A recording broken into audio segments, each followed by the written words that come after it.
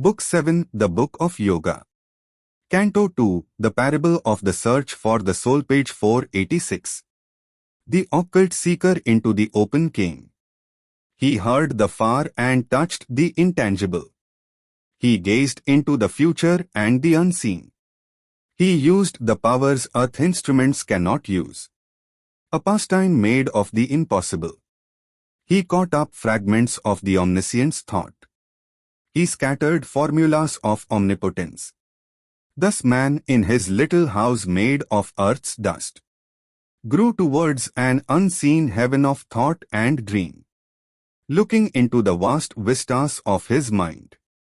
On a small globe doting infinity, at last climbing a long and narrow stair, he stood alone on the high roof of things, and saw the light of a spiritual sun. Aspiring, he transcends his earthly self. He stands in the largeness of his soul newborn, redeemed from encirclement by mortal things, and moves in a pure free spiritual realm, as in the rare breath of a stratosphere, a last end of far lines of divinity. He mounts by a frail thread to his high source. He reaches his fount of immortality. He calls the Godhead into his mortal life. All this the Spirit concealed had done in her.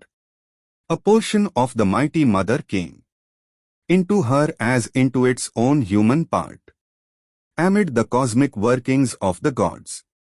It marked her the center of a wide-run scheme, dreamed in the passion of her far-seeing spirit, to mold humanity into God's own shape, and lead this great blind struggling world to light, or a new world discover or create. Earth must transform herself and equal heaven, or heaven descend into earth's mortal state. But for such vast spiritual change to be, out of the mystic cavern in man's heart. Book 7, The Book of Yoga. Canto 2, The Parable of the Search for the Soul, page 487. The heavenly sight must put off her veil, and step into common nature's crowded rooms, and stand uncovered in that nature's front, and rule its thoughts and fill the body and life. Obedient to a high command she sat. Time, life and death were passing incidents, obstructing with their transient view her sight that must break through and liberate the God, imprisoned in the visionless mortal man.